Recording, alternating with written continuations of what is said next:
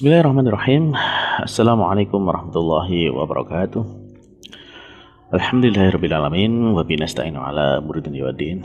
Wassalatu wassalamu ala asyrafil anbiya wal mursalin nabiyina Muhammadin wa ala alihi wa ashabihi ajmain wa man tabi'ahum bi ihsanin ila yaumil amma ba'd. Alhamdulillah, para pemirsa Roperti TV yang dimuliakan Allah Subhanahu wa taala. Bersyukur kita kepada Allah Subhanahu wa taala di kesempatan kali ini kembali Allah Subhanahu wa taala mempertemukan kita dalam majelis yang insyaallah kita mengharapkan keberkahan dan keridhaan dari Allah Subhanahu wa taala. Karena apa? Karena kita mempelajari sebuah ilmu yang di sana dipilih oleh Allah Subhanahu wa taala menjadi bahasa penghubung antara Allah Subhanahu wa taala dengan kita.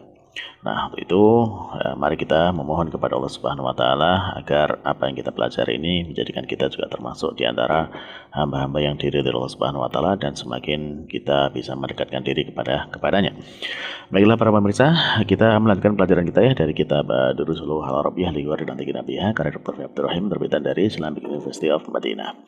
Alhamdulillah pada pertemuan yang lalu kita sudah masuk kepada kitab jilid yang kedua dan sudah sampai kepada pelajaran ke-9 dan insya Allah pada kesempatan kali ini kita lanjutkan dari apa yang kita pelajari pada pertemuan sebelumnya. Di pertemuan sebelumnya kita sudah membahas tentang latihan ke-13 dan latihan ke-14. Nah, pada pertemuan kali ini kita sambung dengan pembahasan yang terkait dengan kesimpulan atau inti dari pembahasan latihan ke-13 dan 14 tersebut. Apa itu? Yaitu silakan dibuka bukunya halaman 68 ya, halaman 68. Nah, di sana mu'alif memberikan bab kepada kita itu dengan adanya al-asma al-mausulah, yaitu kata-kata benda atau kata benda yang sebagai penghubung. Jadi kata benda penghubung. Nah, di dalam daftar tersebut disampaikan mu'alif di sana ada kata penghubung untuk al-mudzakkar itu laki-laki dan juga ada al-muannas untuk perempuan. Nah, dari kata penghubung itu lalu bisa diambil masing-masingnya untuk laki-laki dan perempuan dibedakan antara bentuk tunggal dan bentuk jamaknya.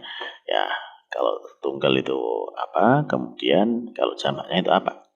Nah, misalkan di sana diberikan contoh untuk kata mudzakkar yang tunggal itu ada kalimat apa? Manil fata alladzi dakhala al-fasla al-ana. Siapakah ya remaja yang telah masuk ke kelas sekarang. Nah, bandingkan dengan bentuk jamaknya adalah manil fityah ya, manil fityatu alladzina dakhalu al-fasla al-ana. Nah, di sana yang berubah dengan berubahnya kata hubung yang berubah dengan perubahan daripada pelaku ya dari tunggal menjadi jamak, maka di situ juga berubah dari alladzi menjadi alladzina. Ini sudah kita jelaskan pada pertemuan yang lalu, ini hanya kesimpulan saja ya. Jadi untuk alladzi itu penghubung tunggal laki-laki ya.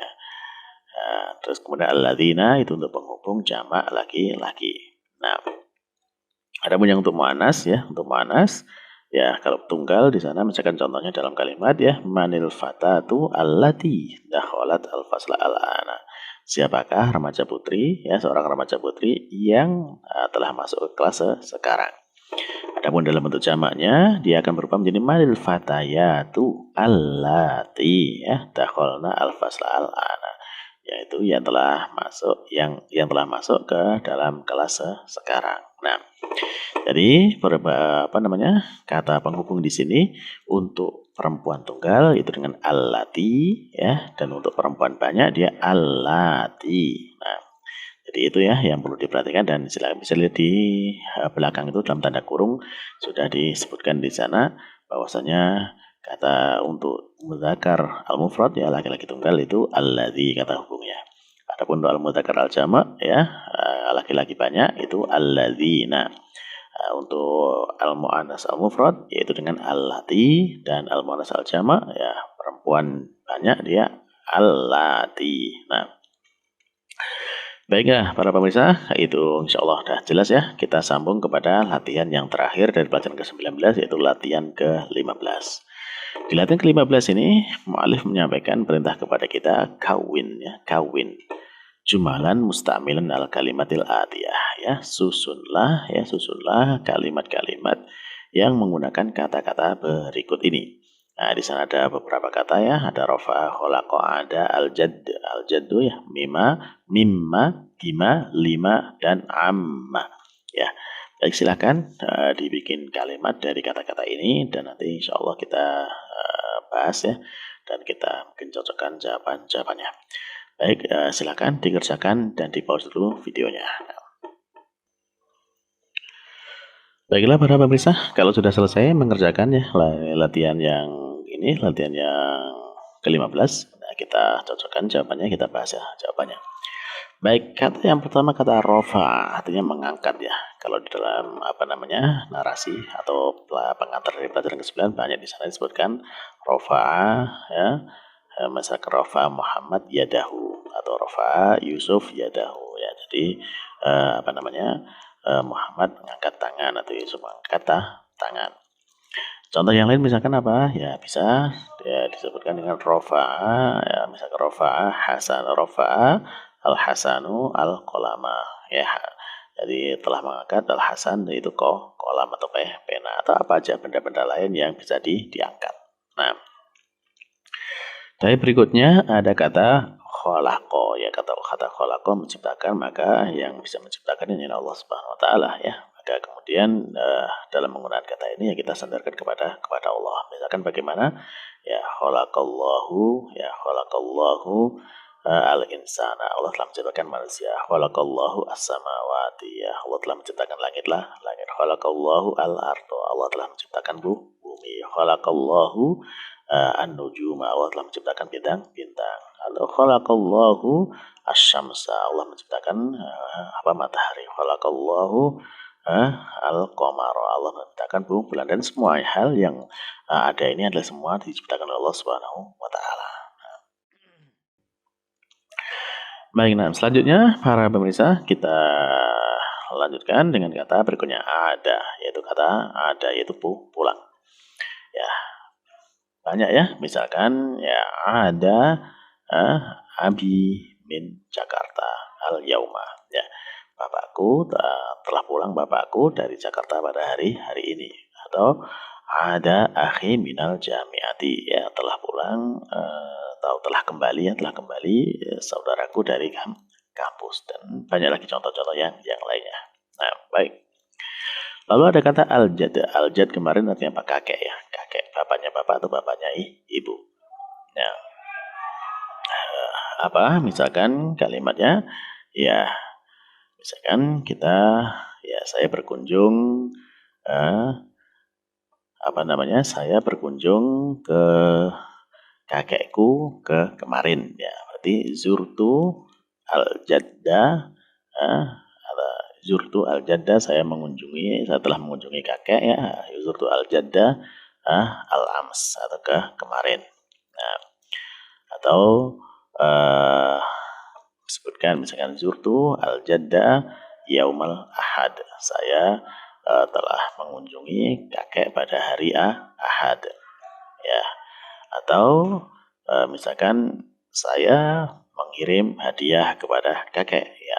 Jadi bagaimana ya, jadi di sana bisa kita tulis ini arsaltu al-hadiyata ilal jaddi ya, saya telah mengirim hadiah untuk kakek, dan banyak lagi contoh-contoh yang lainnya bisa dibikin sendiri. Nah, selanjutnya ada kata mimma dari apa ya, misalkan kita membuat kalimat apa, mimma sorata hadal hubza ya, dari apa kamu membuat roti ini, atau ya hadal hubza. Nah, dari apa kamu membuat roti ini, atau misalkan contoh yang lainnya mimma sonata hadal ka'ak ya, dari apa kamu membuat kue ini, atau kata-kata yang lainnya.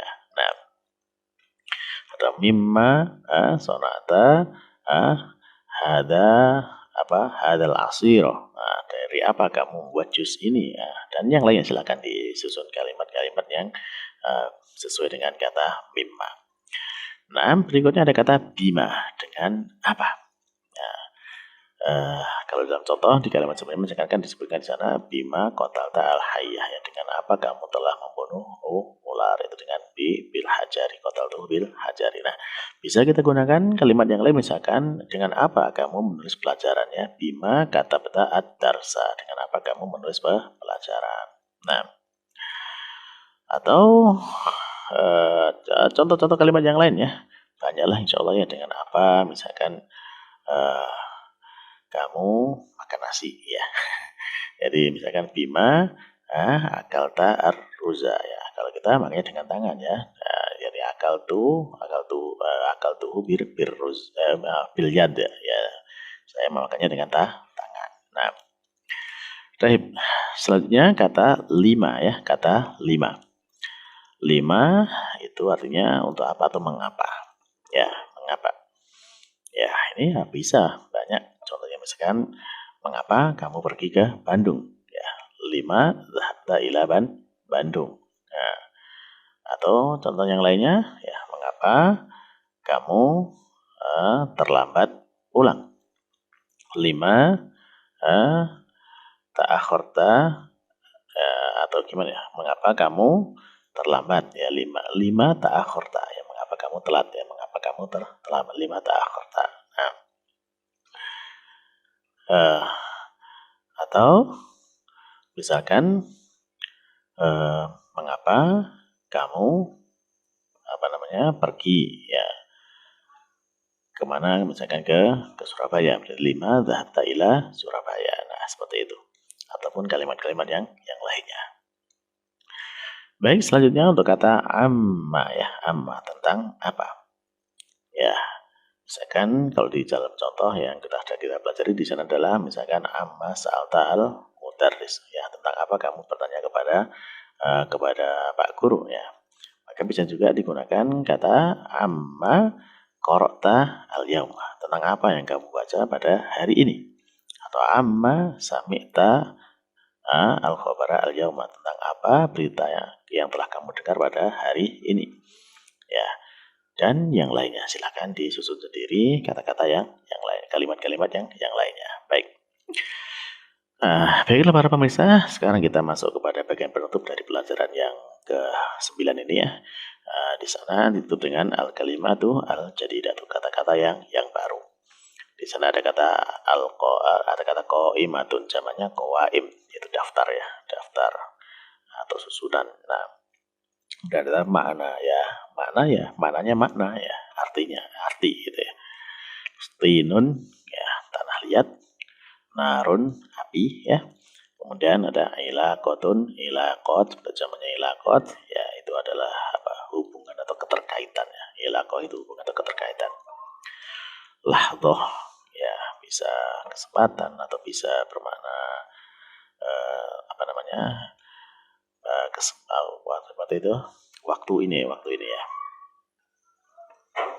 Ya, atau lahdoh itu juga bisa dimaknai dengan momen ya, kesempatan atau momen atau kejadian, atau ya mungkin waktu ini atau sebentar ini ya, sebentar. Nah, itu jadi lahdoh atau ya kesempatan momen inilah gitu ya. Nah, baik, kemudian ada kata jaros ya, jamaknya adalah ajros. Ini bel ya, bel yang berbunyi itu, ring gitu. Nah, selanjutnya ada kata iddatin ya, bilangan. Kemudian ada kata hadoro, hadir ya. Lalu kemudian ada kata kholaqo ya, menciptakan, rofa'a, mengangkat, ahsanta, kamu telah bagus, ahsanta, kamu telah. Kemudian ada kata ronna, yaitu kata berdering ya, berdering.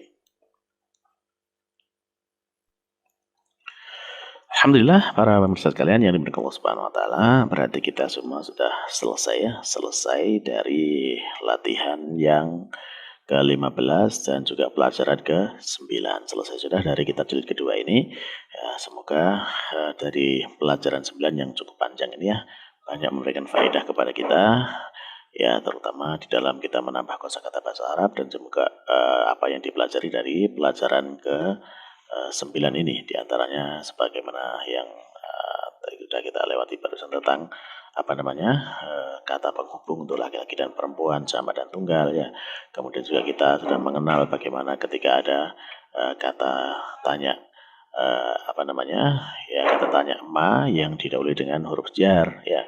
Kemudian juga ada eh, hamzah wasl yang didahului dengan kata tanya a ya. Bagaimana itu kita membacanya. Demikian juga kita sudah mengenal dengan bentuk ta'ajub ya, bentuk fi'il ta'ajub. Nah, itu menjadi hal-hal yang baru yang kita bisa pelajari dari pelajaran ke 9 ini. Maka mudah-mudahan semua itu menambah ilmu untuk kita semuanya dan memberikan kemanfaatan bagi kita semuanya dunia dan akhirat. Akhirul kalam ya, kita cukupkan pertemuan kita pada kesempatan kali ini. Ya, ada benarnya semua dari Allah Subhanahu wa taala dan ada kurang itu dari kelemahan diri saya sendiri. Semoga Allah mengampuni saya dan juga para pemirsa sekalian. Kita akhiri dengan doa karatul majelis. Subhanakallahumma rabbana wa bihamdika asyhadu an la ilaha illa anta astaghfiruka wa atubu ilaik. Wassalamualaikum warahmatullahi wabarakatuh.